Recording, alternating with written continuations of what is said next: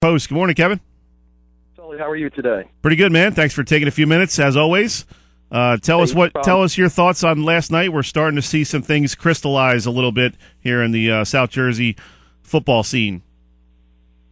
Yeah, I was out at Timber Creek, Cherokee last night, and Cherokee was up at one point 21-7, and Timber Creek rallied, tied it the game at halftime, and then after a scoreless third, they basically take the entire fourth quarter to collect the game-winning drive. So I think what I saw last night out of Timber Creek shows me that if they need to run the football, they're capable of running the football. So, while Devin Leary had himself another fine game, a tad bit over 300 yards, and 4 more touchdown passes, Timber Creek is able to run the football, and, that just makes them doubly impressive.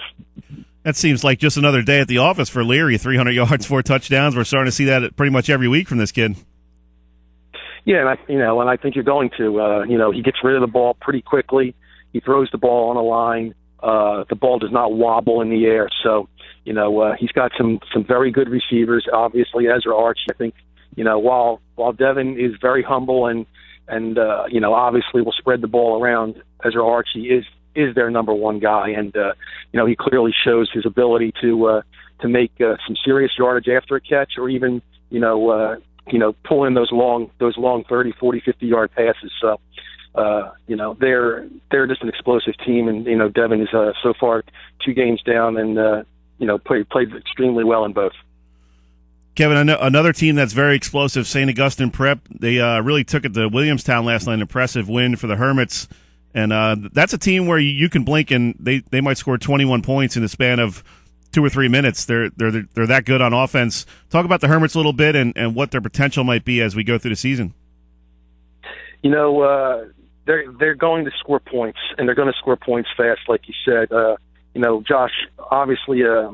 Dobbins obviously is one of the best running backs in South Jersey, if not the best right now, and only a junior, and only going to get better. And he's obviously the centerpiece of their offensive attack. But they spread the ball around a little bit too, and different guys are going to get their touches. And right now, they're playing extremely well. And for them, though, at this point, ultimately it all comes down to the playoffs for them. Obviously, you've got to take one game at a time to get there. But this is a team that is starting to really be able to take care of things in South Jersey, and their next goal really is to get a playoff win. And the way things are going to look come the cutoff and all, it looks like they're going to hit the road for a playoff game. They're going to have to go north, and obviously that's a major test. So right now it's like, in all honesty, I think they continue to play like this. It's almost like a tune-up for the playoffs, and then we'll see what happens when that time comes. Kevin, another team that's no stranger to the playoffs, St. Joe of Hamilton. They're facing off against Holy Spirit at noon today in Hamilton. Holy Spirit's a team that's kind of up and coming, on the rise a little bit. They went 4-6 last year, but have a ton of guys back. They got some talent at the skill positions. I know they're going to be really fired up for this game. Do you think they can control that emotion at the start of the game and really stick to their game plan and make this a real competitive game into the fourth quarter? If they don't stick to it, it'll be over early. You cannot let the emotions of a game against probably your biggest rival, although they haven't played each other a decent amount through the last 40, 50 years. They don't have that great tradition, but that's clearly their biggest rival as far as the Catholic schools are concerned. And if you cannot control your emotions and you let that get the best of you early, it could be St. Joe could be up 14-0 before you know it. So they'll have to control their emotions. There's no excuse for them not to. I like the way the kid Matt Tucker played last week against Mainland. They knew that Mainland was going to stack the box and try to take Townsville away and that option, and he really had a nice game, running the ball, passing the ball, picked his spots to go down the field. Is that something we can expect from him throughout the season? I mean, he's a real smart kid. He kind of knows what he's doing back there, and really gives them a nice look on offense when you can go over the top if you need to. Well, you look at the St. Joe team that for the past 4 years had the Horn brothers, and Salam at quarterback was a major threat to run with the ball at every time, and they didn't need, and they haven't needed to throw the football. So what Matt Tucker brings is a different look. You've got a whole new assortment of kids on that team, and what Paul Sacco is going to be able to do is he's no dummy, and even though they love to run the football, he's going to pick and choose his times to throw it a little bit because he's got the kind of kids that he can throw the ball, and if Matt Tucker can help create a little bit balance. Even if that balance turns out to be a 70-30 type of balance for them, that just makes them a much better team and more of a threat on offense.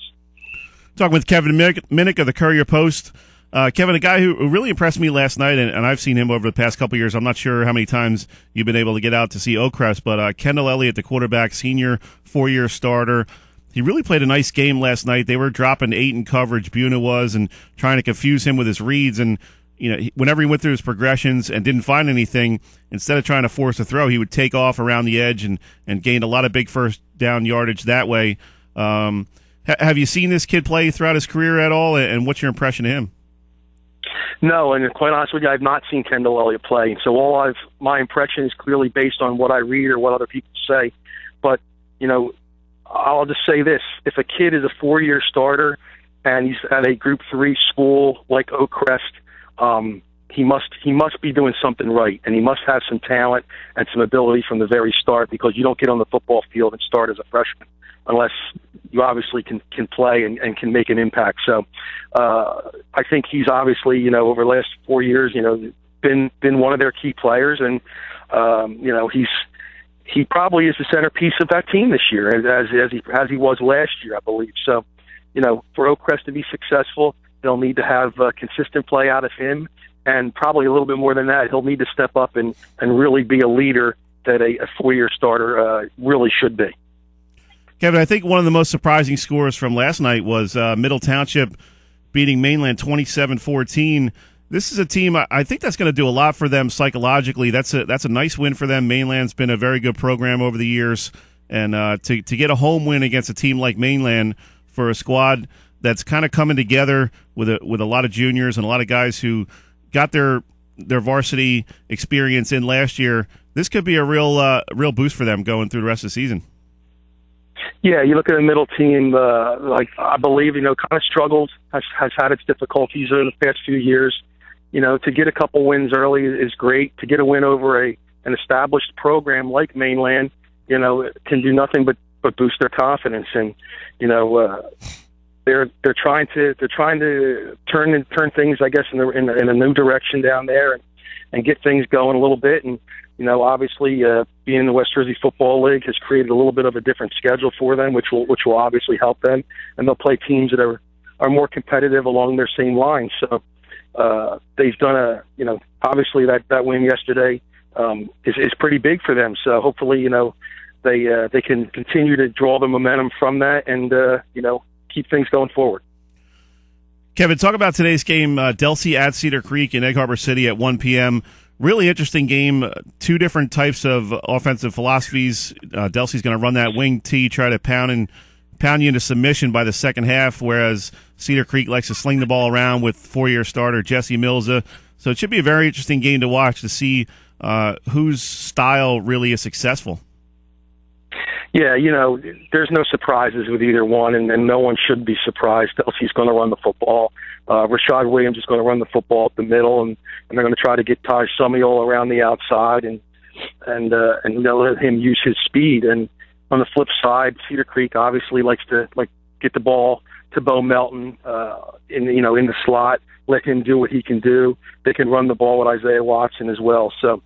It's a matter of, I think this game's going to come down to maybe a couple of strong defensive stances, and because I think both teams are going to be capable of moving the ball a little bit. Obviously Delsey had a difficult time last week with Timber Creek. Creek stuffed them in the middle, really limited their ability to generate a lot of offense on the ground. So if Cedar Creek do a little bit of that, then I think they'll be in good shape. Yeah, I guess not an ideal situation facing a Delsey team that's coming off a loss like that. They're going to be ultra focused this week in practice, and I think that's going to be a little tougher game than what Pirates fans might anticipate based on last week's score. Yeah, you can. When you look at a team like Delsey and the tradition that they have and what they've been able to do, you can't look at last week and think that by any means today a pushover. You know, they're going to. So I'm sure Sal Marquez had them in the weight room, had them in the film room, and really put them through a tough week of practice. And you know, they will be ready. You know, it's not. There'll be no excuses.